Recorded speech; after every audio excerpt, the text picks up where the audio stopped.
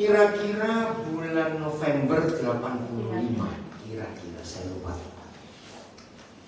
Saya kira waktu itu masih umur berapa? 17 tahun. 21. Recording in progress. Datang ke rumah kami, waktu itu kami dapat pinjaman rumah di Jalan Musi nomor 38. 85. Dia bilang, butuh supir enggak? Dalam hati saya tertawa, mobil enggak duit. Memang sampai hari ini kami enggak punya mobil, tadi datang naik taksi. Saya senang jadi berkata supir taksi, pakai naik angkot, gitu loh. Pakai sudah 2 tahun, 3 tahun doa untuk minta mobil nggak dijawab, saya doa lagi, doanya lain saja. Harus serius. Baik kan, maaf ini, hamba Tuhan sekelas saya kok nggak punya mobil, itu nggak suka. Nah, tadi dia supir, naik taksi.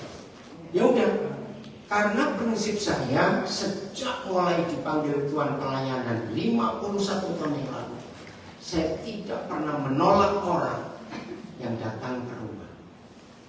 Kalau saya saksi ini pasti saudara, maling saja masuk saya terima. Saya maling. Nah, saudara, saya kasih makan, saya tanya, mau sampai kapan kamu maling terus? Berubahlah hidup kita. Bahkan berapa banyak saya ngasih modal maling untuk kerja. Ada saya bukain embel ban mobil, saya bukain dia jual apa. Dia kalau ada maling masuk jangan diusir. Sambut. Serius. Tidak ada mereka yang menolak kasih Yesus. Amin. Nah ini bukti. Saya mikir, suruh kerja apa? Mobil enggak. Ya udah saya tampung karena saya suka menerima orang. Karena itu yang Tuhan Yesus saja. Jadi sama Philip. Kenapa itu? Putus tadi. Oh, putus lagi. Ada pakai wifi. Udah. Ada wifi nggak di sini? Ada. Bodoh apa Anton? Recording in progress. Ya tunggu dulu. Zaman sekarang itu perlu wifi ini, tapi jauh. Bukan untuk yang lain-lain, awas kamu. Zaman COVID, saya itu masang wifi di banyak gereja di desa-desa. Tujuannya saya pertama cuma satu, supaya anak-anak dari situ bisa dengar firman pakai Zoom. Murah kok saudara, masukin di rumah itu paling-paling itu 400.000, tergantung kabelnya berapa jam. Ternyata efeknya itu, dampaknya itu luar biasa. Zaman itu kan sekolah juga tutup, semua pakai online. Di desa-desa nggak mungkin orang desa punya wifi di rumah. Tahu-tahu rekan-rekan pendeta itu bilang, oh Den, Pak Den ya, ternyata jadi berkat. Udah pasti kok saya bilang gitu. Bukan, maksudnya ternyata bukan cuma jemaat. Ini anak-anak SD, SMP di desa ini yang harus online belajar. Sekarang kalau siang ada di gereja pakai wifi itu. Waduh, saya beritahu berapa teman itu. Kalau sampai sore mereka harus belajar, saya kirim uang, sediakan makan siang untuk mereka. Wih saudara, akhirnya orang-orang tua mereka pun ngecek, kok iso anakku kayak begini. Maka itu musuh Injil itu bukan setan, catatan. Wong Kristen medhi. Itu musuh Injil. Apa musuh Injil? Punya duit nggak dipakai, ditumpui terus, masuk terus, saldonya tambah. Saudara tahu nggak? Yang punya uang banyak dan nggak pernah dipakai, kalau mati tiba-tiba, uang itu diambil negara loh. Mana saya? Ya nunggulah kalau aku sakit, aku tak mikir. Ya nek sempat. Lalu tiba-tiba nggak sakit terus mati. Bahkan ada istri, ada suami, ada orang tua yang nggak pernah terbuka keuangannya, ada anggota keluarga sendiri. Bahaya itu. Serius. Nah, sejak itu saudara, penginjilan luar biasa. Tadi di taksi, saya telepon ke anak saya, besok kami yang di Jombang. Loh, besok pagi Pak, jam 9 ada. Loh, kok nggak tahu? Ya udah, langsung gak usah disusi. Nah, saya janji memang waktu itu beri makan. Tadi pesan di WA akan mengumpulkan 100 hamba Tuhan dan sekali pakai nasi kotak 30.000. Saya langsung balas. Papa siapkan untuk 130 hamba Tuhan. Siapa tahu ada yang tambah lebih baik lebih. Nah, jadi saya ini khotbah sendiri, saya ngasih makan sendiri. Itu pelayanan saya. Ini luar biasa. Nah, sudah ternyata dia rajin sudah. Saya nggak nyuruh ini, nggak nyuruh itu. Wah, rumah kami jadi bersih. Setelah berapa saat dia cerita. Inilah anak dua ini satu jengkel. Manggilnya Tuan sampai hari ini. Belum bisa dipanggil. Karena dari dulu sudah jatuh 85. Tuan, saya ini sudah menikah. Loh, masih kecil kok menikah. Orang desa. Ya, bahkan sudah punya anak lagi. Umur berapa bulan? 3 bulan. 3 bulan. Nggak bisa. Kamu nggak bisa dengan istrimu apa? Anakmu masih perlu papanya. Saya tarik mereka ke Surabaya. Begitu dia datang, ternyata pakai kerudung dia. Ya wis mau diapain? Ya sebenarnya ini namanya anak. Ya, anak keren juga. Ya pemain sinetron dari Brasil. Nah, sekarang ternyata anak ini didoktrin di desanya untuk benci orang Kristen. Wah, nah berapa saat itu seger ini, ya sudah kok kalau saya ke gereja ya ikut juga. Wah, ini istri galaknya luar biasa. Marahin semuanya. Bahkan sampai diancam mau dicerai kalau kamu ke Kristen. Ya saya izin dia.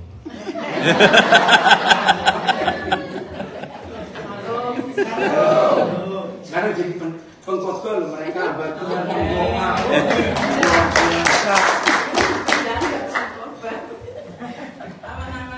Kalau memang saya dulu awal pertama itu memang Muslim, jadi sama dia juga Muslim juga ya, toh. Selang 1 tahun cuma ini terus akhirnya saya dengar waktu itu sudah 1 tahun Cucunya kan pulang.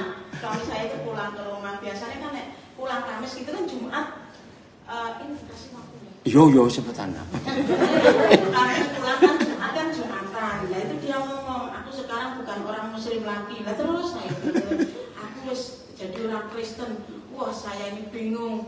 Terus ya Allah, jadi pantesan kok bapak saya sudah berangkat ke masjid kan rumah saya depannya itu belakang rumah saya itu kan masjid gitu. Terus akhirnya ini munyer nggak berangkat gitu sampai sudah mau khotbah masjidnya itu kok nggak berangkat. Terus akhirnya saya bilang gini, berangkat. Aku nggak berangkat ngomong gitu. Terus akhirnya yaudah saya diem aja. Terus saya ini maksudnya saya tutupi namanya suami ya. Saya tutupi karena ya dulu sempat nggak disetujui gitu loh sama bapak saya. Terus akhirnya waktu itu yaudah tak tutupi. Tapi kayaknya musuh dalam selimut sama saya. Jadi walaupun saya tutupi, terus akhirnya saya ngomong. Jadi kalau puasa gitu, iya musim orang sahur ya ikut sahur. Siang nggak makan. Ya wes lah tak pikir gitu bersama saya. Terus teman-teman ngaji itu bilang, oh ya udah tarik kembali aja, suamimu suruh pulang aja. Tak pikir nanti di desa kerja apa? Nanti pasti ada kerjaan daripada jual agama. Kamu murtad segala macam. Ya udah akhirnya saya itu naik bis, saya ke Jalan Musi. Saya naik bis, ini suami saya waktu dulu nggak ada HP, adanya kan surat itu, pakai surat yang kelamaan. Jadi saya datang ke Musi, terus saya bilangin, saya ngomong Pak Daniel ini hamba Tuhan dibohongi kan. Memang saya itu bohong, jadi saya bohong supaya diizini suami saya pulang gitu loh. Jadi saya ngomong, suami saya suruh pulang, mau diberi truk sama ini om saya. Akhirnya Pak Daniel ngomong, ya udah oke, enggak apa-apa, tapi kita kalau kamu di sana nggak ada kerjaan, kita tetap kedua tangan menerima kalian. Iya benar, izinin pulang, kita pulang di rumah. Nah pulang dia itu bawa Alkitab perjanjian baru yang kecil itu loh. Setiap pagi dia itu sembahyang itu mau kita cek setan ini saya gitu. Dia tendang itu, saya marah-marah. Akhirnya naruh Alkitab lemari ditelusuk di bawahi baju. Tapi saya ini kok ya sampai goblok gitu loh, nggak punya pikiran yang jernih gitu loh. Aku nanti nek bakar Alkitab ini pasti bajuku kebakar. Terus gimana kalau aku megang Alkitab aja kan haram gitu loh, kan nggak boleh. Terus aku gimana ya? Jadi kalau saya ini sudah dibodohkan sama Tuhan itu. Boy dicutek pakai kayu gini lah sampai sini ya. Tapi saya nggak ngerti sama sekali, nggak tak cutek nggak apa. Ini masa mikir loh, saya ternyata sampai saat ini saya nggak jadi nggak bakar Alkitab itu. Tapi ya udah masa izin Tuhan mungkin ya. Jadi tapi saya itu bersyukur sekali. Tapi setiap hari itu ada masalah. Waktu pulang itu masalahnya ada aja. Suami saya ini dituduh, jadi saya setiap hari itu bertengkar. Namanya orang Jawa kan padu, tahu enggak padu sama ini bude saya. Jadi suami saya ini difitnah katanya jual ban truk gitu loh. Tapi suatu saat Tuhan izinkan ya, memang Pak Desa ini beli truk. Di truk suami saya ini nyetiri di situ. Terus akhirnya gajian itu dicicili, nggak dikasih brand. Dituduh lagi nyuri ban. Saya kan tahu suami saya gitu loh, nggak mungkin suami saya nyuri ban. Akhirnya saya bertengkar sama Pak Desa saya, sama bude saya itu. Saya marah-marah. Terus akhirnya suami saya bilang, ya udah saya ini aja kembali ke Surabaya lagi. Ya usah, jangan kembali ke Surabaya. Akhirnya kerja lagi, nyari kerjaan ada di Jombang daerah Plosos itu.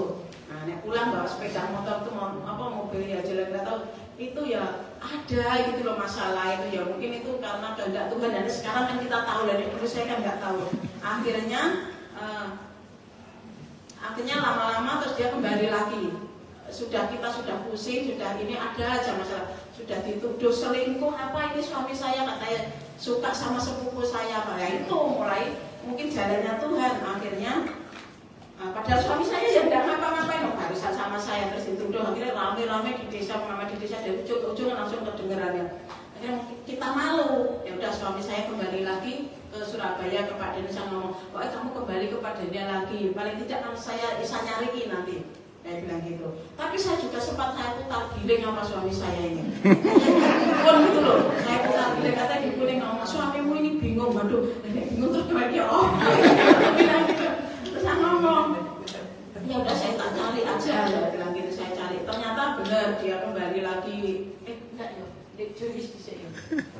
Kembali ke terminal, nggak langsung ke Pak Daniel. Jadi ke terminal itu sama temennya ke Land W, jurusan ini di Kupang sama Pak Kapas Lampung itu. Akhirnya saya putar 3 hari itu. Terus dukunnya ngomong gini, tapi ini nggak lama, 3 hari nanti bakal suamimu pulang lagi. Loh bener, 3 hari itu pulang naik becak dia. Naik becak, tapi daripada di rumah masalah, ya udah kamu kembali lagi ya. Kan ingat waktu dulu kita ke rumah Pak Daniel kan, kamu dibilangi orangnya kan masih mau terima kamu dengan kedua tangannya, kamu kembali ke sana ya. Jadi di rumah sehari terus kembali ke Pak Daniel kan. Ya itu hasilnya saya itu Pak. Akhirnya sudah selang mungkin kurang lebih 3 bulan yang Pak Daniel cerita, ngomong ada istrinya itu tadi, terus ngomong gini, waktu itu ada sama Kosun, ada pelayanan ke Nganjuk, rumah saya kan Nganjuk Kertosono. Jadi sama Kosun, sama siapa dulu itu Mas Win itu pelayanan di Nganjuk. Terus akhirnya mampir ke rumah. Nah dibilangin, Mbak Ana ikut ke Surabaya. Enggak, saya enggak mau Kristen, saya anti Kristen. Loh enggak, kita enggak mau Kristen kan, walaupun apapun saya enggak mau. Ya udah, akhirnya suami saya ini ngomongin saya, kamu mau ikut aku ke Surabaya? Enggak, aku tak tunggu di desa aja. Terus akhirnya Kosun apa siapa gitu loh, dia ngomong, hati-hati loh Mbak, di Surabaya itu orangnya cantik-cantik. Pak Supir ini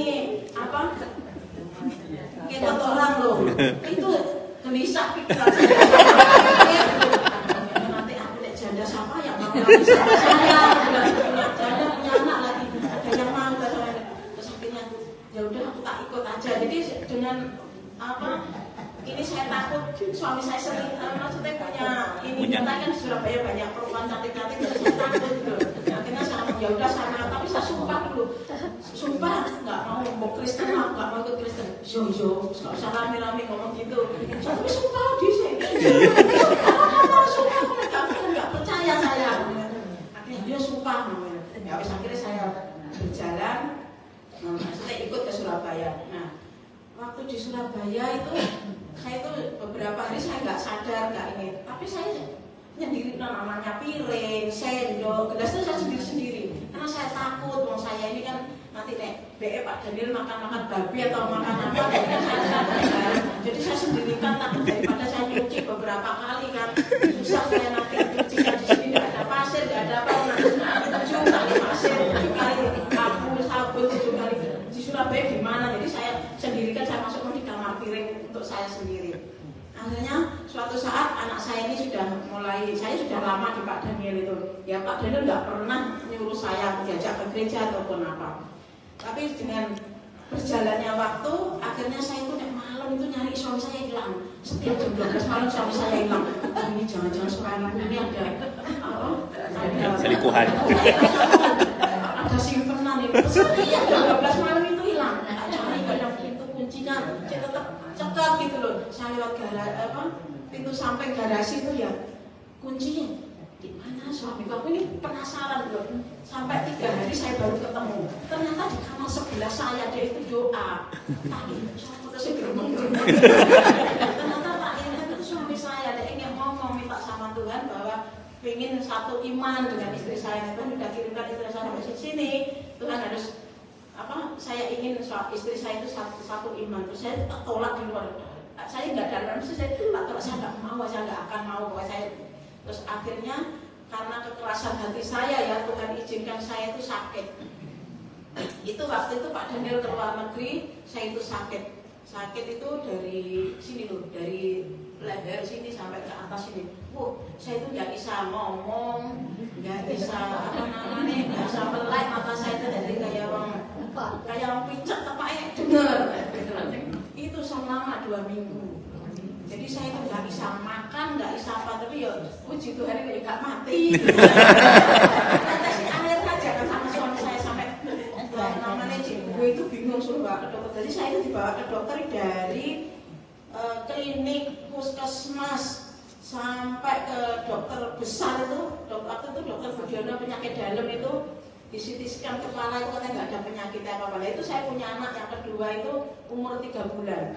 Akhirnya sama dokter itu nggak boleh dikasih nenek, suruh pakai suruh pakai apa namanya susu. Ya, karena takutnya naik kanker atau apa. Akhirnya itu obat ya setiap kali meja ini obat itu penuh ya nggak diminum nggak bisa buka mulutnya jadi kayak digembok gitu. Jadi nek dibuka terus kita setengah mati. Terus akhirnya saya itu, tapi sebelum sakit itu saya sempat ini meracuni anjingnya. Nongki, oh iya. Anjingnya ini loh, yang putih bulunya banyak itu loh. Karena apa? Waktu itu saya itu kan sembahyang asar itu. Pintu saya itu dibuka sama anak saya. Akhirnya saya itu sembahyang pas buka gitu lah, mungkin goyang-goyang ini dipikir anjing bisa mainan atau apa ya.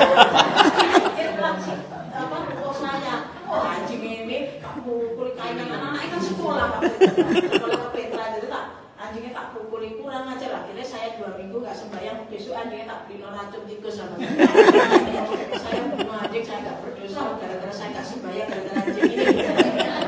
Akhirnya 2 minggu saya nggak sembahyang, itu pun Tuhan izinkan cik gue nggak ngasih bayaran. Biasanya cik gue itu setiap minggu ngasih gajian, ini nggak dikasih selama 2 minggu. Saya nggak punya uang sama sekali, mau beli ruko kan nggak bisa, jadi ruko mau tak cuci gimana, nggak bisa nyuci saya nih. Akhirnya saya buang ruko itu, saya mau beli nggak ada uang. Akhirnya saya nggak sembahyang itu selama 2 minggu itu. Terus itu sakit, tahu-tahu mata saya nggak bisa melek, mulut saya nggak bisa ngomong.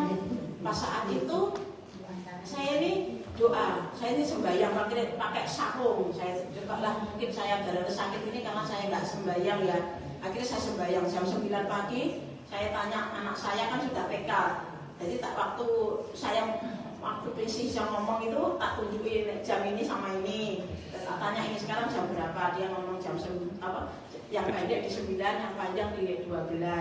Oke, akhirnya saya sembahyang duha jam 9 pagi, nggak sembuh. Saya sembahyang tahajud, nggak sembuh. Terus sudah selama 2 minggu saya sembahyang itu nggak sembuh, nggak ada perubahan. Akhirnya saya minta suami saya mau apa dengan bahasa isyarat kan minta kertas sama pulpen, saya nulis seandainya aku mati apa kamu nanti kawin lagi. Ini jawabannya dengan lantang dan tidak tanpa dosa. Ya iyalah ngaku J6 ya.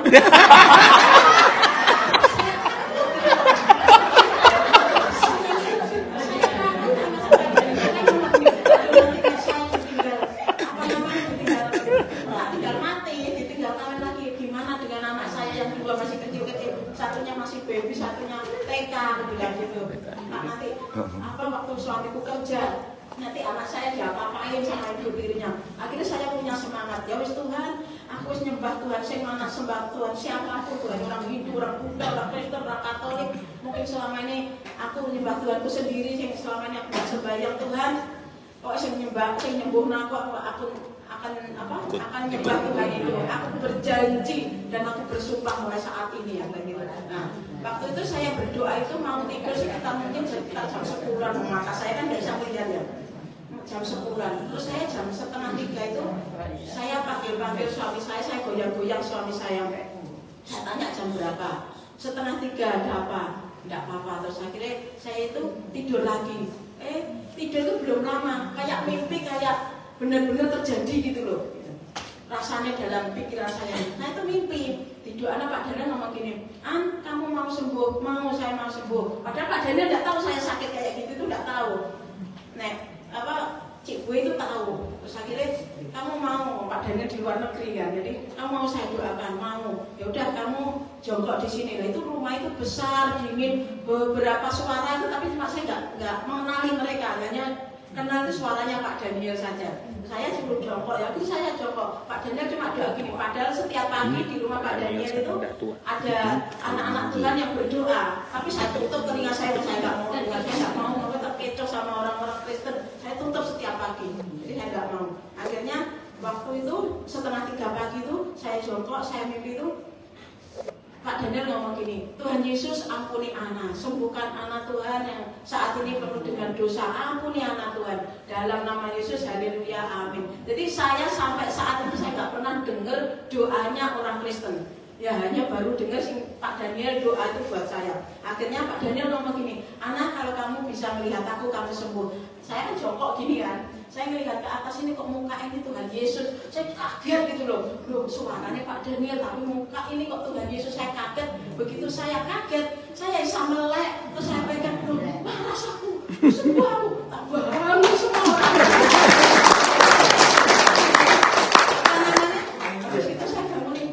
Mungkin jam 3 nah prosesnya itu. Saya buka pintu depan, saya ngomong suami saya, aku sembuh. Iya kan aku bisa ngomong, bisa melek. Jadi ini tidak dipegang sakit, rambut saya kan panjang, sakit semua. Terus akhirnya saya bilang, Mas Win bangun. Aku sih Jam, aku mari Mas Win, aku sembuh, aku gak sakit, tapi bisa ngomong meneh. Aku ngomong gitu, karena saking begitu senangnya saya, begitu mata saya sangli ya. Jadi setiap hari sama anak saya yang besar tuh dituntun nih mau mandi dituntun. Jadi saya jalan sini ini saya gerak, mak sini tok sing dibuat gerak sakit, dibuat apa saya kayak mata ini tak buka, tak buat ngintip gini kayak mau melotot gini, mau keluar mata saya itu. Jadi mungkin karena kejahatan saya selama ini sampai Tuhan dikembok mulut saya kayak sampai. Tapi saya ya bersyukur karena Tuhan. Kalau enggak saya enggak tahu jadi orang apa gitu loh. Tapi saya bersyukur karena kasih Tuhan. Jadi saya ngomong habis itu ya luar biasa maksudnya perjalanan ikut Tuhan itu. Jadi saya itu sempat juga namanya Pak Nehemia Kombing itu. Dia datang pas itu waktu kebaktian, saya kan kebaktiannya di Manyar Sindaru, di Betani Manyar sana anak ibu itu. Nah, nggak ada uang itu Tuhan izinkan juga prosesnya Tuhan. Jadi nggak punya uang sama sekali, uang tinggal 500 rupiah dulu, angkot kan 350. Jadi kan masih 150. Yang 100 tak tukarin, tak ke piano begitu buat persembahan anak saya dan saya. Terus suami saya ini 500 sendiri. Persembahan itu kadang ya pokoknya banyak gitu loh dia persembahannya. Nah, suatu saat kita itu punya uang 10.000 sama suami saya itu dimasuk ke saya punya 500 sudah tak buat persembahan. Anak saya sama buat beli jajannya nama anak sekolah minggu sudah habis yang 500 ini kan saya sih ingat suami saya ada di dompet 10.000. Benar, begitu pulang mau naik angkot, saya tak tanyain, mana uangnya? Uang apa? Uang di dompetmu. Kak ono wis tak persembahno. Cek sugih kon. Iki nomor beras ke wong perisan. Pendidikan wis kaya mbok kasih uang. Karena saya gitu itu dulu di masjid kan paling 50 perak itu kan saya masuk di masjid. Kok 10.000 itu waktu itu banyak gitu loh, sahabat beli susu anaknya persembahno semua. Saya maki-maki dari terminal Ngagel Beratan sampai Tegal Musi turun perjalanan di Ponegoro sampai rumah saya ketemu sama 10.000 yang dipersembahno gitu. Jadi terus kita besok ini piye mau makan apa gitu. Akhirnya yo menang enggak jawab apa-apa dia ini. Tapi ada sih buat bayar angkot sih ada gitu. Cuma saya ngomong terus akhirnya sama saya itu ya wis diomain, juga enggak mau sampai rumah. Nah, begitu sampai rumah itu saya pulang kan jam 9 pagi dari gereja itu. Sore jam 6 sore itu ada Pak Nemi datang. Salam. Yo, aku dikongkon Tuhan kayak ibu amakmu. Tenan tak ngombe gitu. Juk guyonan. Dalam hati saya ini bener-bener enggak ada uang gitu. Tenan iki lho. Wis akeh ngombe ngak ngomongnya kaget kasih. Maksudnya puluhan itu 10 kok kan 100 ya. Cek akeh ngombe iya iku mau Tuhan ngomong iki duwe kon kek awakmu. Duwe apa kok diombe duwe akeh-akeh iki gopo aku. Sombong. Saya takut duwe akeh gopo. Enggak waktu itu suami saya digaji itu ini nih 150.000 Mas yang sama Cibu itu 1 bulan. Terus kamu ngomong enggak iki kebutuhan iki nih musik ini ge blonjo. Oh saya seneng gitu loh. Masukin berkat wakil gitu kan. Nah itu kan ngomong gini. Enggak, terus besoknya gitu kebaktian di Bu Meti, Pak Dr. Daniel. Di Bu Meti itu Pak Barnabas Waras tuh ngomong, kalau kita ngasih persembahan kita tanpa maksudnya enggak punya hati nanti kepingin dikembalikan, pasti Tuhan kembalikan dengan sendirinya. Baru sadar, oh iya ini bojo pula kakek 10.000. Puji Tuhan, itu saya awal-awal bertobat gitu. Terima kasih itu. Kondensasi, kamu kasih kenapa? Salam. Ya, saya mau sharing sedikit tentang kenapa saya kok mau ikut Yesus. Sebelumnya kan saya bukan orang Kristen, tapi ya memang rencana Tuhan luar biasa buat saya. Amin. Jadi saya ikut Yesus itu bukan karena disuruh atau bukan karena dibayar. Ya katanya orang sekarang kan dibeli gitu. Tapi saya tidak sama sekali. Karena saya di rumah Tuhan ini dulu gajinya itu nailing. Saya mau kerja terus gaji nailing. Jadi saya mau. Kalau sekarang kan kamu 1 bulan kasih segini kan gitu. Kalau saya enggak. Oke, saya ngomong pakai ini ya. Saya itu belajar dari seorang hamba Tuhan di Denpasar. Kalau punya uang, jangan belikan barang buatan manusia. Pasti nilainya turun. Belikan barang yang buatan Tuhan. Tanah, emas, ternak. Nah, jadi bukan nailing itu.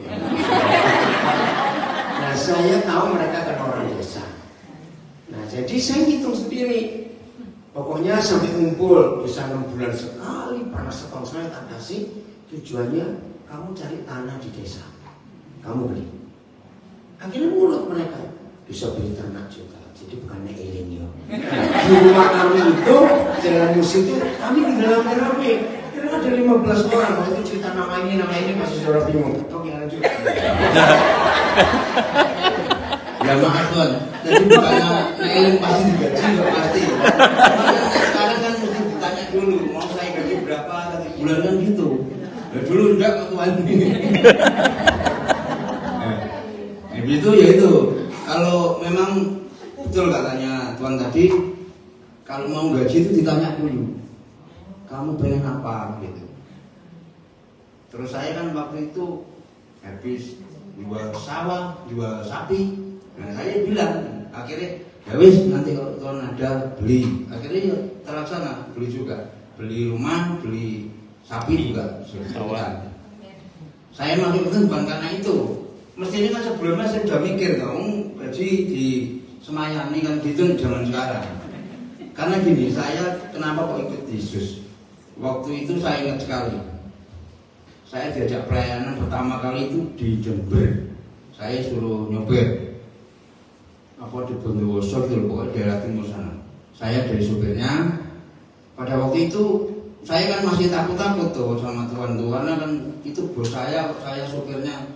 Akhirnya pada waktu sampai sana malam ditanyai, kamu tidur mana? Ya tidur mobil atau tidur di mana Tuhan? Saya bilang gitu. Oh jangan, kamu tidur ikut saya gitu. Akhirnya saya bingung kok. Lah ini apa istilahnya karyawan ini kok diajak tidur sama bos di satu kamar? Saya kan bingung, saya takut. Oh enggak apa-apa, nanti saya tidur sama saya juga enggak bisa tidur mungkin malam itu ya. Karena kan ketakutan. Karena saya belum pernah ketemu bos sama supir itu tidur dari satu, enggak pernah ketemu. Saya kan mulai keluar SD sudah nyopir. Jadi enggak pernah sama sekali ketemu bos sama supir tidur satu kamar, enggak pernah ketemu. Akhirnya saya punya pikiran, yaitu mulai saya tergerak hati saya itu. Oh gini ya Pak, saya itu belum bertobat sungguh-sungguh, masih ya iseng-iseng gitu aja.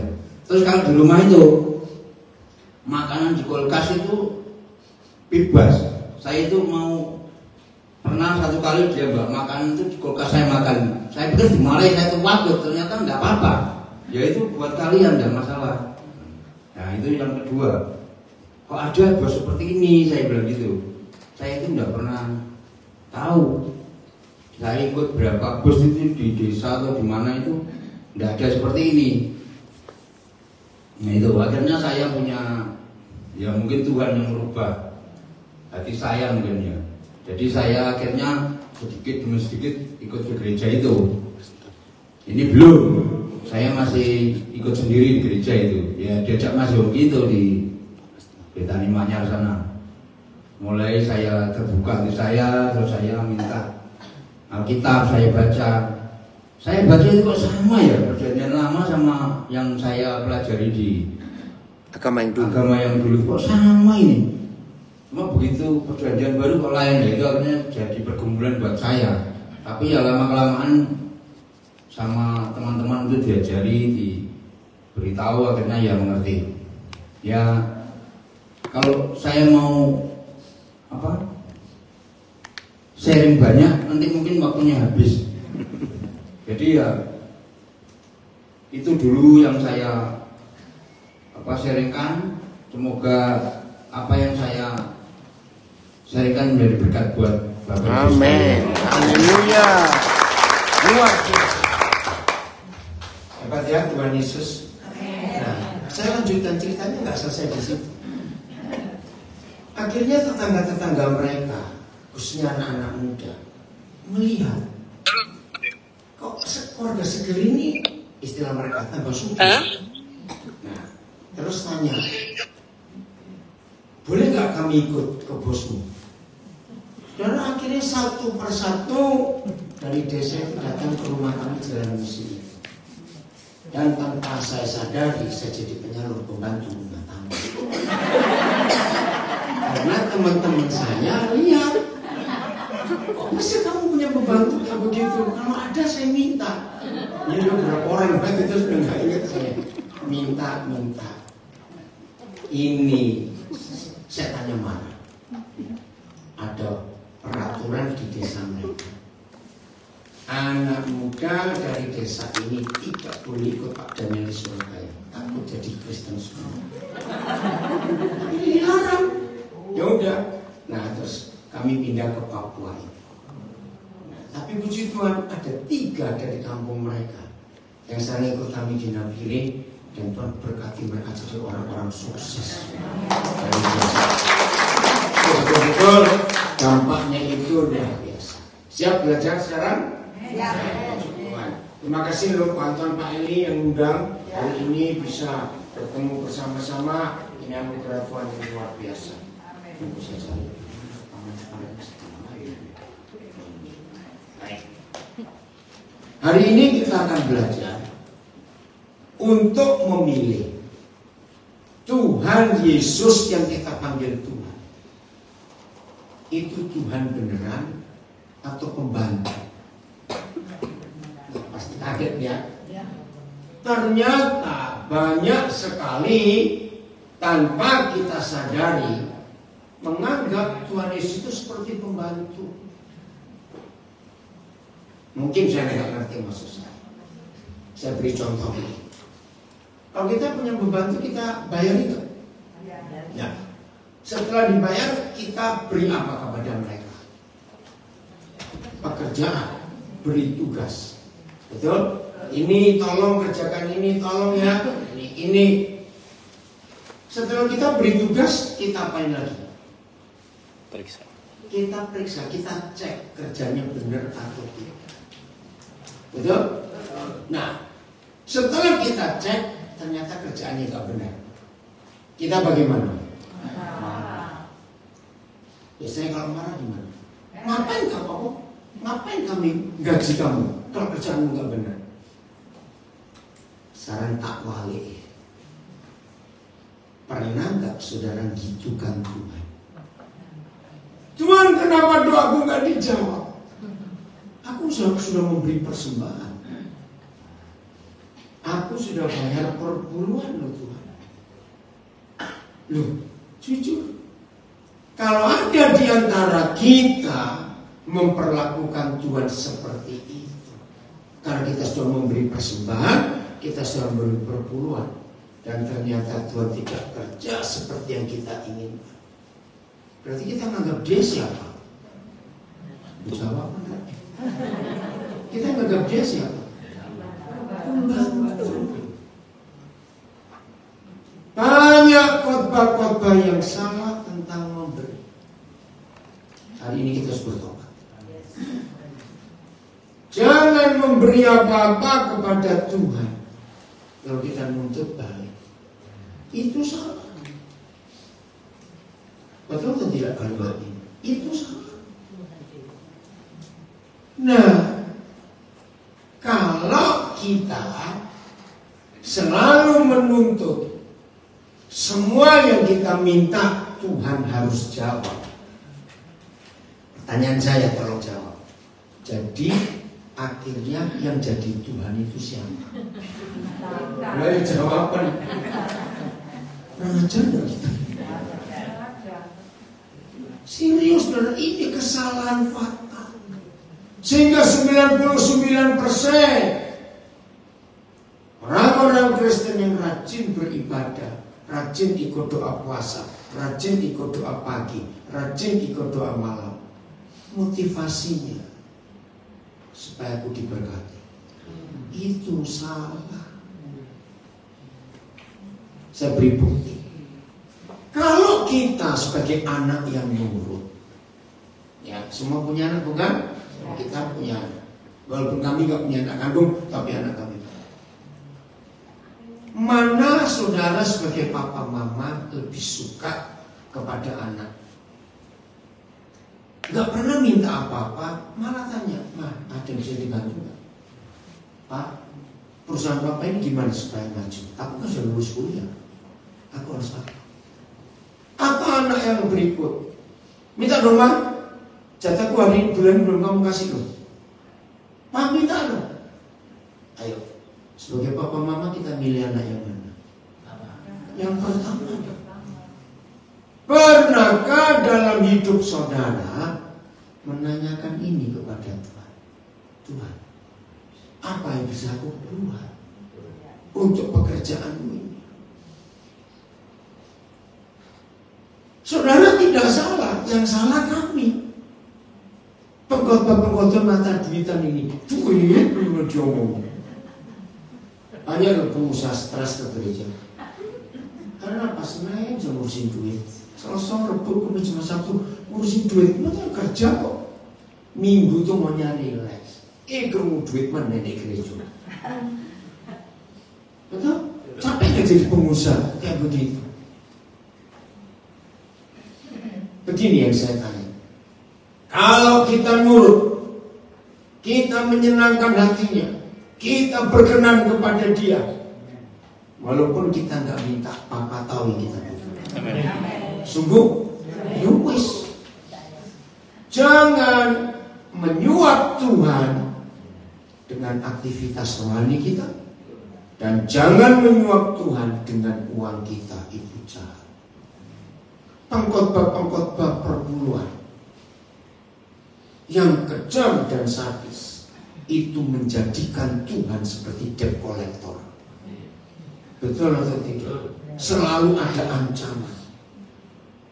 Anak sakit, pendetanya jawab, coba cek perpuluhan ibu terakhir ini rajin atau tidak. Betul kan? Itu pendeta kurang ajar betul. Jadi kalau kita nggak beri terus Tuhan hukum, enggak. Oh, saya nggak akan menyembah dan percaya pada Tuhan yang mati beli dan nggak mau saya. Dia itu Papa yang baik, katakan. Kita buktikan ayat. Keluaran 33 ayat 17. Kita buktikan. Keluaran 33 ayat 17. Ada formula ya. Lihat itu. Berfirmanlah Yahweh kepada Musa. Wih, ini saya kagum pada Bapak di surga. Apa firmannya? Saya baca apa firmannya? Ayo bacaan. Apa firmannya? Ini kalimat yang dahsyat dari Bapa di surga. Juga yang telah kau katakan ini Musa akan. Stop dulu. Musa doa enggak? Loh, katakan. Ngomong pada tentu doa atau tidak? Doa. Coba renungkan pertanyaan ini.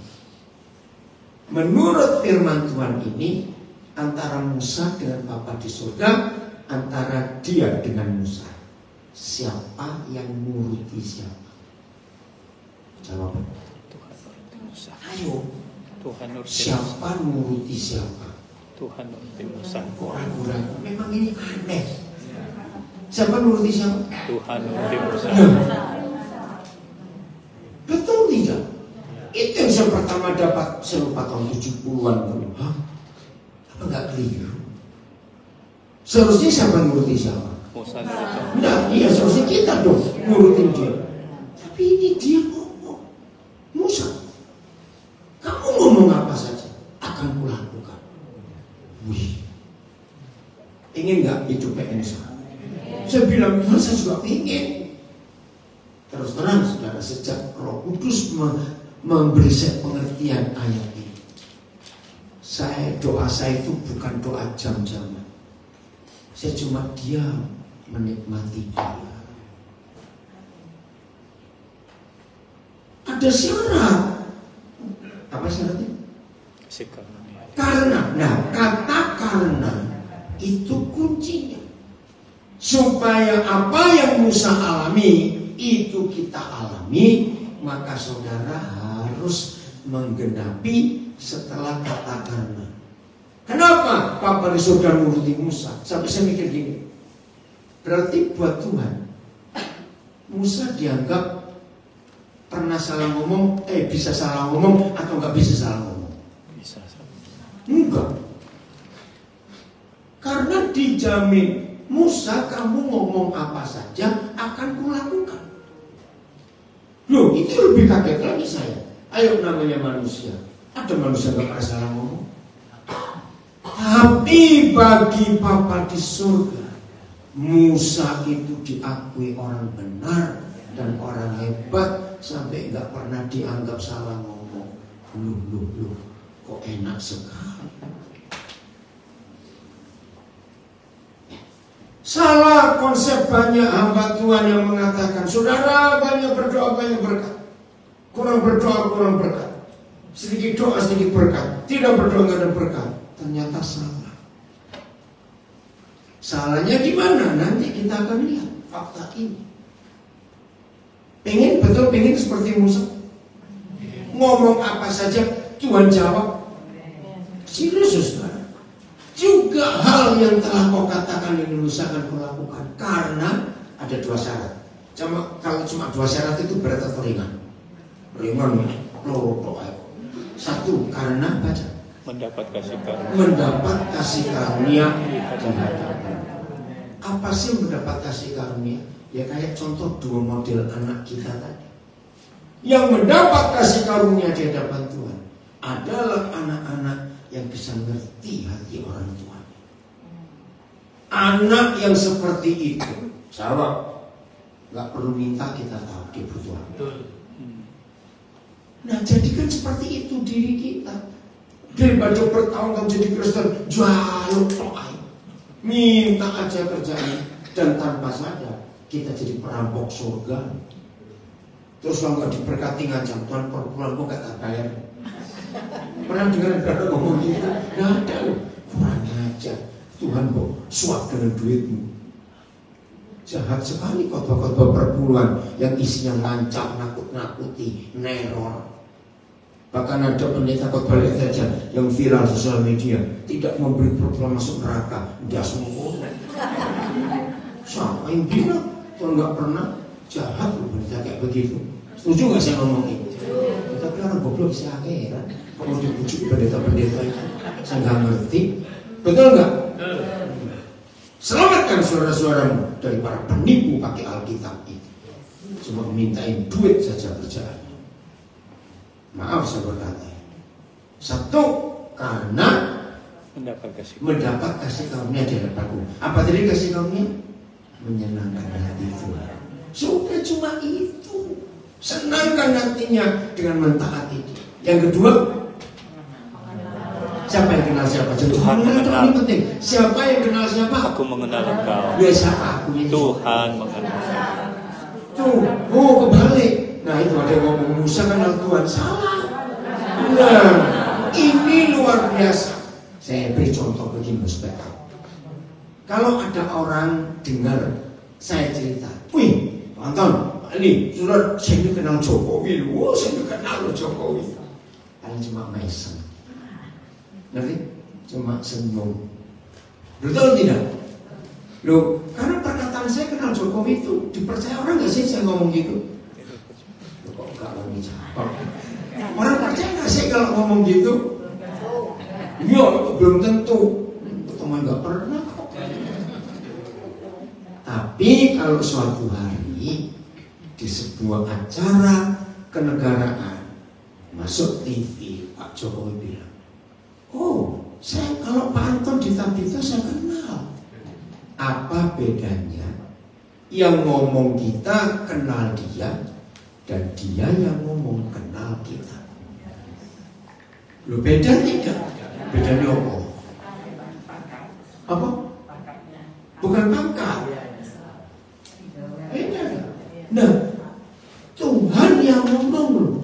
Kenapa dia bisa nuruti semua yang Musa katakan? 1, karena Musa itu menyenangkan hati Tuhan. 2, Tuhan yang kenal Musa. Pertanyaannya, kapan kira-kira Tuhan akan ngomong gitu kepada kita? Cukup Anton, aku sudah kenal kamu. Jawabannya, setelah kita lewat proses ujian seperti Abraham ke Abraham, diuji berapa kali. Nah, begitu ujian terakhir Abraham lulus, Ishak diminta diberikan. Sejak hari itu sampai Abraham meninggal, tidak pernah diuji lagi. Karena Tuhan berkata, cukup, aku kenal kamu. Wih saudara, kalau Tuhan ngomong begitu kepada kita, wes gak usah kakek pola jadi orang Kristen. Nah, betul, gak usah banyak. Cukup. Kalau sampai Bapa di surga bisa berkata kepada kita masing-masing, cukup, aku kenal kamu. Mau nggak sampai ke taraf itu? Mau sekali. Mau sekali. Ya sudah.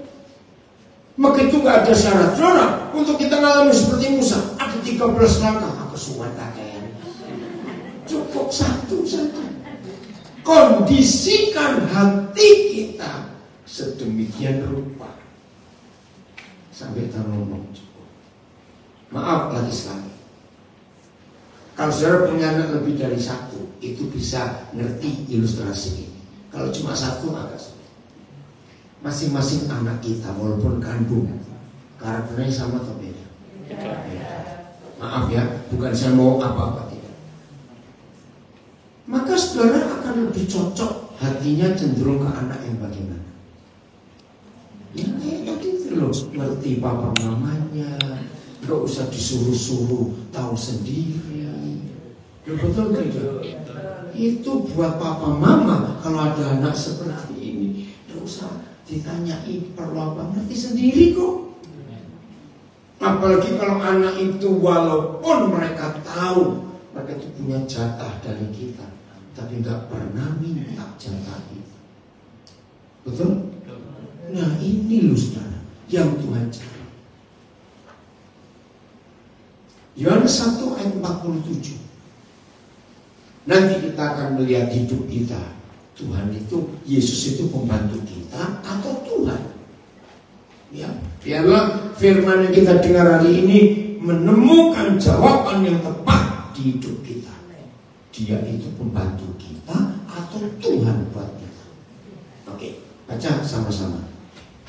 Kata Filipus kepadanya, mari dan lihatlah. Filipus ngomong kepada Natanael, mari dan lihatlah.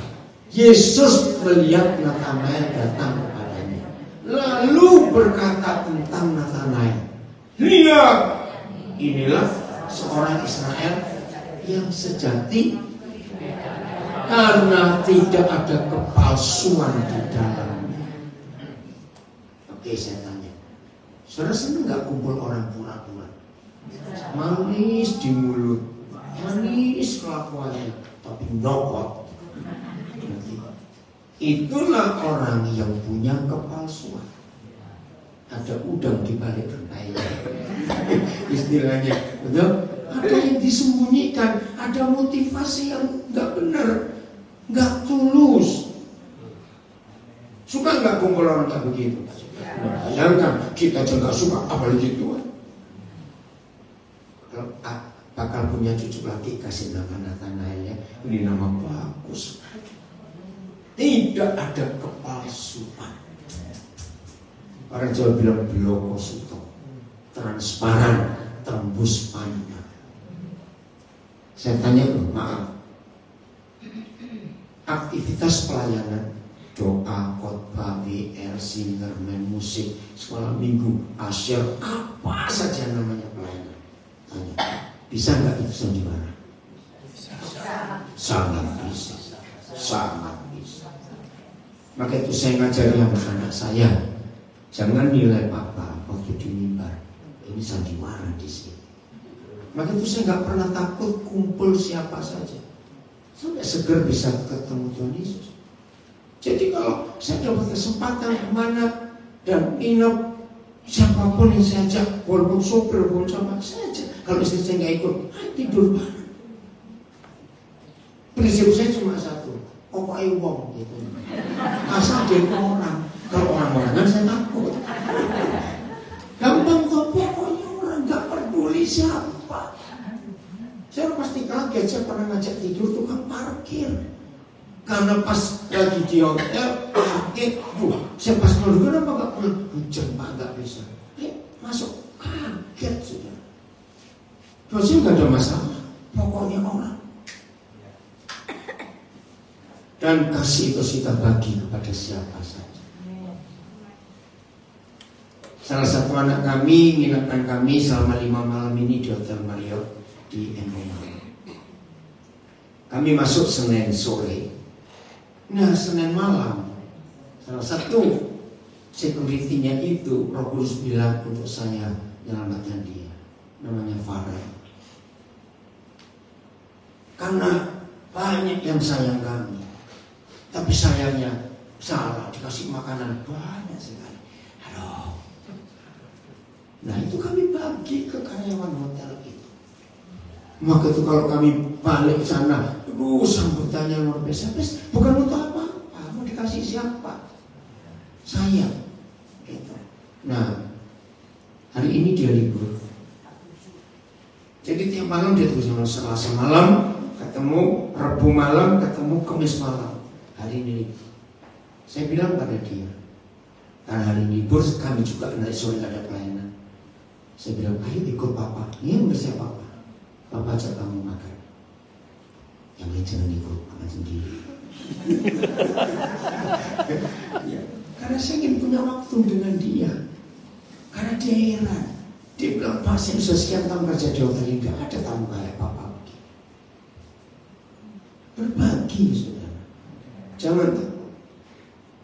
Nah, selama di hotel itu ada satu supir namanya Susilo. Ya, jadi sudah anak saya banyak di Surabaya, tapi saya nggak mau minta mereka jemput. Saya ingin berkati supir taksi. Nah, Susilo ini, aduh, bilang Bapak ini tamu yang luar biasa loh. Sudah, saya bilang sama-sama manusia. Nanti dia akan jemput kami lagi. Ya, nanti saya ke dokter gigi, istri saya mau ke tempat lain, sama Susilo ini. Untuk jadi berkat. Maka itu saya pesan yang punya mobil, kandangkan mobilmu paling tidak seminggu 1 hari naik angkot untuk jadi berkat. Awas dong, debu, beletuk, panas, supaya bisa merasakan. Betul enggak? Kalau bisa 2 hari seminggu, kandangkan mobil saudara, naik kendaraan umum, supaya tahu penderitaan mereka. Setuju saya ngomong ini? Saya tidak pelit. Maaf, yang pelit gak mau. Maaf ya saudara, itu cara saya. Nah, hati yang gak ada kepalsuan, itu yang Tuhan cari. Amen. Jangan ada motivasi yang tersembunyi, supaya orang mengenal Yesus lewat kita. Ya, saya mau kembali dulu kok hilang ayatnya. Siapa nama? Fani, oke Fani. Lalu Yesus berkata tentang dia, sama seperti Musa tadi. Tuhan berkata tentang Musa. Sekarang kita menemukan ayat Tuhan berkata tentang Natanael. Satu lagi, Kisah Rasul 13 ayat 22. Dia ngomong tentang siapa? Ini penting loh saudara. Kisah Rasul 13 22.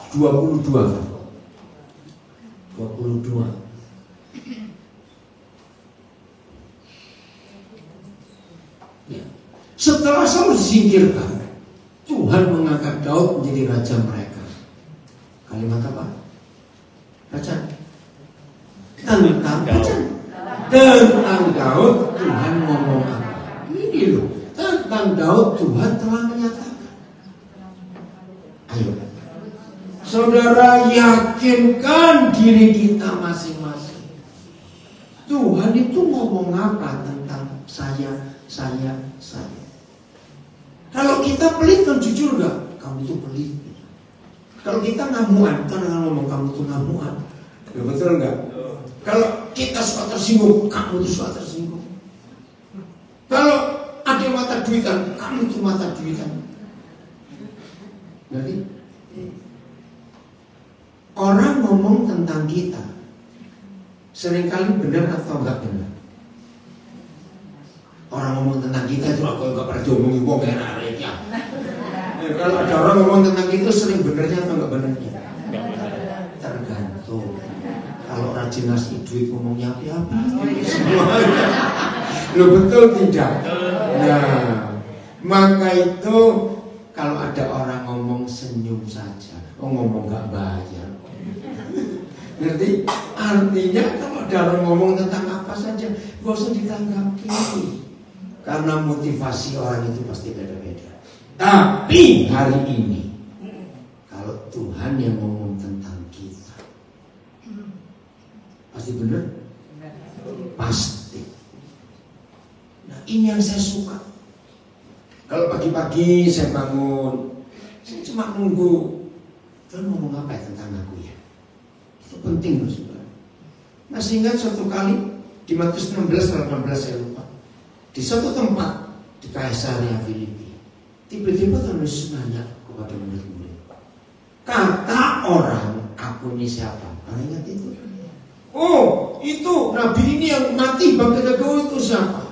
Ya, terus Yesus tanya, sekarang katamu tentang aku ini siapa? Pertama kali saya belajar itu, saya heran. Coba gini, yang sudah menikah ya. Suatu hari ada istri tanya suaminya, Pak, aku tanya, menurut kamu berapa minggu terakhir aku ini siapa? Loh, kaget gak bojone? Loh, kaget enggak saudara? Loh, kok mimpi apa kok niki? Aneh toh? Ternyata ini penting. Anak-anak kita pun harus kita beri kesempatan. Nah, coba nilai. Berapa bulan terakhir ini buat kalian, papa mama ini siapa? Wah, apa yang Tuhan Yesus ajarkan waktu itu saya pakai sampai hari ini. Ya kok setiap hari tanya aku ini siapa? Kali BE itu bukan. Ya, sesekali lah. Karena apa sekarang? Yang namanya manusia sering berubah kan? Nah itu loh. Dan celakanya, yang namanya manusia ini pintar kalau lihat salahnya orang, tapi sulit melihat salah diri sendiri. Itu namanya kurang ajar. Betul? Maka itu stop, gak usah ngurusin orang, urus diri sendiri aja bener-bener. Lu ngurusin orang itu banyak utangnya loh, udah itu sakit loh. Ngapain jangan lambimu, nek ngomong bak kayak begitu, maaf saya kamu. Ya jaga aja mulutmu. Dikit-dikit ngomongin orang. Karena kita tidak tahu hari ini kita ini siapa, kemarin kita ini siapa. Berubah-berubah loh. Betul? Maka itu sesekali anak kita tanya, istri kita tanya, suami kita tanya. Untuk tahu. Maka itu kenapa tema ini saya pakai hari ini. Yesus itu pembantumu atau Tuhanmu? Pernah tahu ada orang Kristen membuat Yesus seperti mesin ATM? Lu cepat jawab. Kamu berdatang. Sebentar, ini saya mau saksiin tangan anak saya satu. Sini, sebentar. Boleh Bapak cerita apa dengan ini? Di antara anak-anak kami, ini yang paling banyak buatan urusan polisi. Semakin baiknya. Oke. Suatu hari di siang, ada di Bandung, Mampang lagi. Saya lagi tunggu anak saya jemput di mall Istana Plaza IP antara Pajajaran dengan Pasir Kaliki. Loh, apa dia bilang? Om saya ikut punya, Om saya ikut. Ayo jujur, kalau tiba ada orang gitu saudara, mikir apa? Lu dan aja om. Wah dulu nggak segemuk ini, kurus. Ya, Eli masih ingat ya? Nah, nanti kalau mau tanya lebih jauh tanya itu Eli pernah jadi mentornya. Pusing dia jadi mentornya. Ya Eli ada di situ. Eli berdiri ngomong ya. Ini pada satu rumah dengan kami. Aduh ini anak sudah. Tidak apa ya? Itu kan dulu. Loh kami ini siapa? Kok mau ikut? Saya anak panti panti asuhan. Di mana? Kebetulan nggak jauh dari Istana Plaza, di depan situ Pajajaran. Ya udah, saya telepon anak saya. Jangan jemput papa di sini, jemput di panti asuhan. Loh kenapa? Sudah nanti saja. Saya dengan dia datang. Itu mana tuh kapten itu? Kan alat keselamatan pakai pangkat. Loh, bapak ketemu hari ini di mana? Di Istana Plaza. Terus, dia bilang, kamu keluar dulu. Aduh Pak, itu anak nakalnya luar biasa. Kami sampai kerepotan ngurus dia juga. Itu anaknya siapa Pak ini? Kami juga nggak tahu. Waktu dia masih bayi umur berapa? Nggak tahu berapa hari, berapa minggu. Di dalam kardus di depan pagar pintu pantai asuhan Matahari Terbit. Jalan itu jendela. Jadi kami nggak tahu ini anaknya siapa.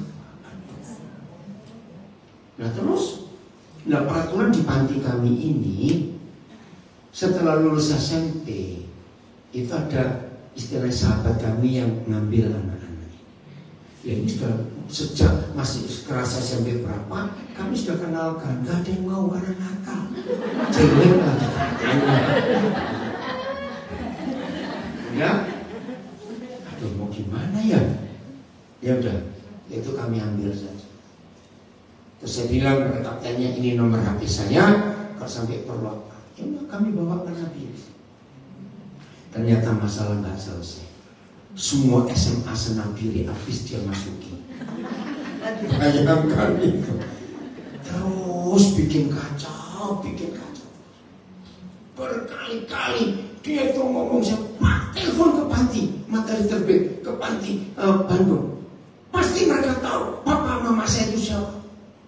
Ya saya telepon sampai dia dengar. Kami nggak tahu. Aduh, mau bagaimana? Bisa bayangkan ya. Nah terus mau sekolah di mana? SMA-nya habis semua dimasukin dia, gak ada yang sanggup terima. Saya bawa ke Surabaya, rumah kami di Ketinta. Nah Eli itu mentornya. Ampun dah masalah. Berapa kali itu dia tidur bawa pisau. Saya tanya kenapa? Siapa tahu malam ini saya ketemu yang melahirkan saya mau bunuh mereka. Wajar bukan cari siapa orang tuanya. Oke? Sampai suatu kali maksa dulu kami dosa gak sanggup mau diapain. Tahu dia minta maaf, maafkan saya. Dalam arti, sekarang minta maaf. Tapi omongan ini membuat saya kaget. Saya ngetes kok papa. Hah? Dites saya kurang ajar. Nah, saya begini deh. Nggak mungkin ada orang yang sayang saya, yang melahirkan saja nggak sayang. Harus saya nggak tahu. Waktu dia bikin ulang, kalau anjing saya bisa kasih orang, ini mau dikasih saya. Maaf, saya betul tidak bikin masalahnya begitu. Puji Tuhan, Eli juga sampai. Akhirnya dia satu kali di SMA dia sama mama dia yang kamu suruh buat puisi hari ibu itu loh, SMA Ketinta. Pak, ini saya disuruh buat puisi untuk hari ibu. Kan nggak mungkin, saya nggak punya mama. Ya, betul juga. Tapi nggak mungkin loh papa buat puisi. Tiba-tiba roh kudus saya hikmat begini. Bogum, kamu ngomong jujur. Ngomong apa Pak? Bilang ke teman-teman saya ini hasil free sex. Lalu dong Pak, maka terus dibuang oleh papa mama saya. Enggak bisa, kamu harus ngomong. Akhirnya dia buat puisi itu. Wih, gempar saudara. Masuk koran nama dia. Saya ditelepon wartawan Surabaya Pos, Jawa Pos. Jadi aku terkenal juga. Kan itu anaknya bapak ya. Jadi puisi dia itu membuat banyak orang. Jangan ada seks bebas. Nanti lahir anaknya begini. Akhirnya sekarang dia kuliah hukum loh. Anak-anak ini bisa kuliah hukum. Suka enak. Semester berapa sekarang? Semester berapa? 4. Nah suatu kali dia bilang, Pak, saya punya calon. Hah? Siapa yang mau sama kamu? Maksudnya kalau ngomong apa ada Pak. Saya datangi supaya tahu begitu loh. Ternyata calon itu anak tunggal lagi ya. Ada apa?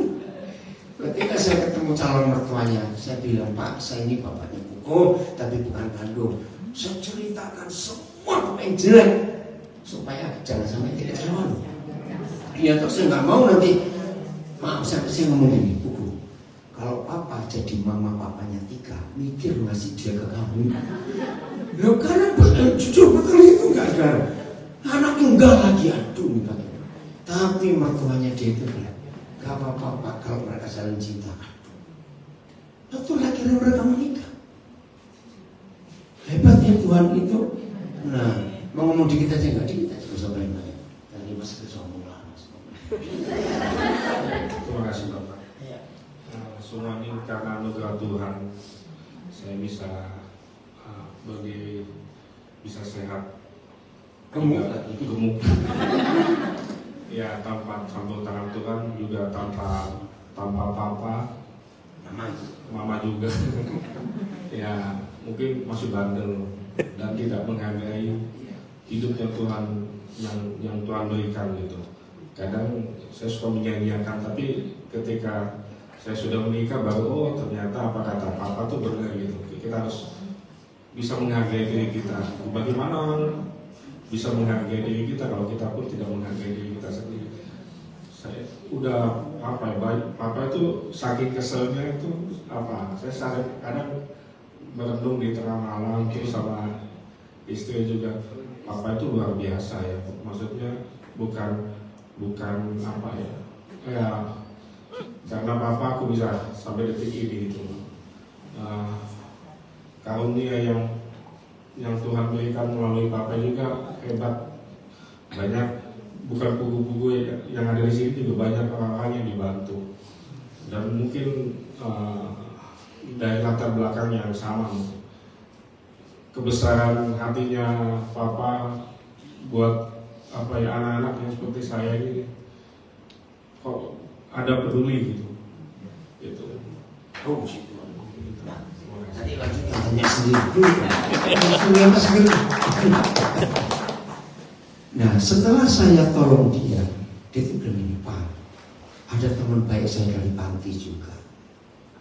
Oh ya, ini udah kenalan Papa. Namanya Usman Arfan. Sama kasusnya. Dia dari Panti Asuhan Makassar ini dia. Sama, masih bayi dalam kardus. Mana dia? Saya bilang. Nah, kalau Arfan masih lebih baik dari dia. Karena ini ya udah, akhirnya saya kuliahkan dia S1, lulus. Tapi sempat bandel, lari dari saya hampir 3 tahun. Hilang kemana ini anak? Terus di Medan telepon, Pak, saya nyesel nggak menurut Papa. Kamu di mana sekarang? Di Medan. Dia ngapain? Ya saya tahu lulus S1. Oke, dia balik, saya terima. Tapi semua ditaruh mana nggak ada orang tuanya. Nah, saya bimbing lagi, dia pulih. Nah, anak ini pintar. Terus kami kan baru buka perguruan tinggi di Nabire, yaitu perlu dosen. Nah, ilmu di S1 itu kalau dia lanjutkan S2 itu linear. Saya tawarkan, mau nggak kamu S2? Maaf saudara, saya pakai cara Tuhan Yesus menerima Petrus.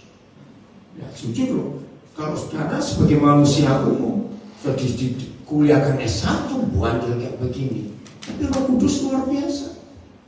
Dia lulus S2 langsung ke Nabire sampai hari ini. Saudara, ternyata kampus kami itu berubah karena dia ini ternyata orang pemimpin yang luar biasa, hebat sekali. Nah nanti bulan depan Oktober kami akan wisuda generasi pertama. Dan ini salah satu dosennya, teman dia, satu panti asuhan. Dan itu yang kami kerjakan dalam hidup. Kira-kira sudah benar ceritanya Seger, Ana, yang buku yang lain itu bagaimana? Semua ini kami kerjakan karena kami melakukan firman Tuhan. Amen. Bukan untuk mengobrol. Oke. Jadi kira-kira kok hilang lagi? Maaf ya Fanny, nggak apa-apa. Kamu nggak salah. Nah, Tuhan ngomong tentang Musa, ngomong tentang Nathanael, ngomong tentang Daud. Ini loh yang kita harus tahu dari Bapa di surga. Dia itu ngomong kita ini siapa? Kerjakan itu.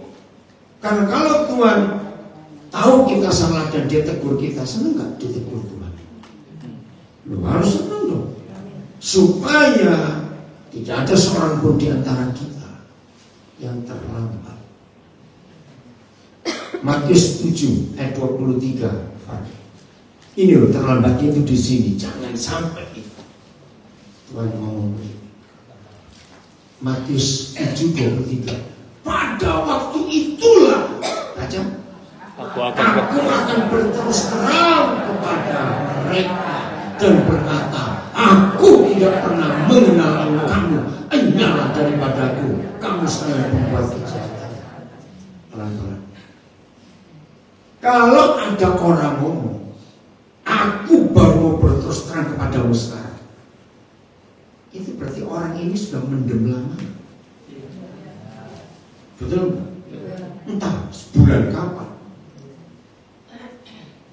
Ngeri nggak kalau sampai Tuhan Yesus ngomong gitu kepada kita? Belum jawab, ngeri nggak? Ngeri. Maka itu ngomong jujur pada Bapa di surga. Tegur kami Tuhan. Sekarang kok nanti terlambat nanti.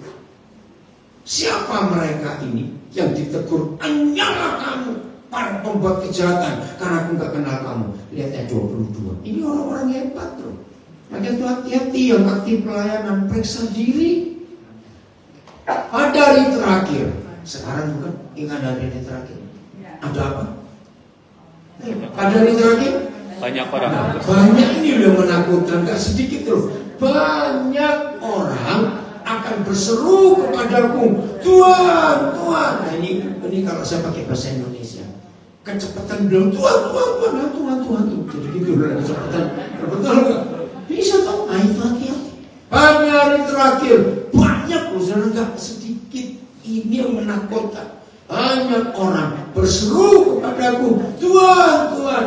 Bukankah kami bernubuat demi namamu? Kedua, mengusir setan demi namamu. Ketiga, mengadakan banyak mujizat demi namamu. Ayo jujur, ini orang hebat. Hebat. Tapi ditegur, aku nggak kenal kamu. Ya kok iso? Mau melayani kok? Lu betul tidak? Jangan terjadi dengan kita. Mengerikan. Berseru Tuhan, Tuhan, mengadakan banyak mujizat, mengusir setan, bernubuat. Maaf. Banyak loh orang Kristen yang malas bersekutu cari Tuhan sendiri, jaga membuat. Ngerti?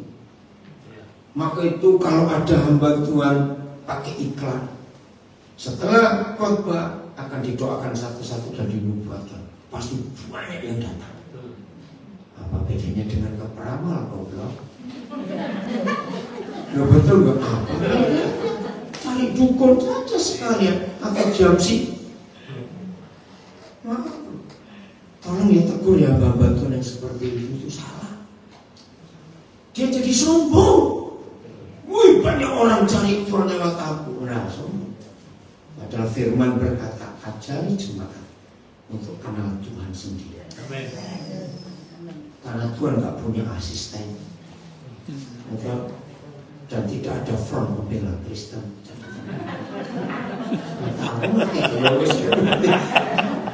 Apa itu yang dibela? Gak boleh. Setuju? Cari Tuhan sendiri. Karena dia gampang ditemui. Tolong ya Bapak Tuhan yang suka dipuji-puji orang, dikejar orang, diuber orang, stop. Dan saudara jangan lagi begitu. Cari sendiri Tuhan. Itu yang benar di hadapan Tuhan.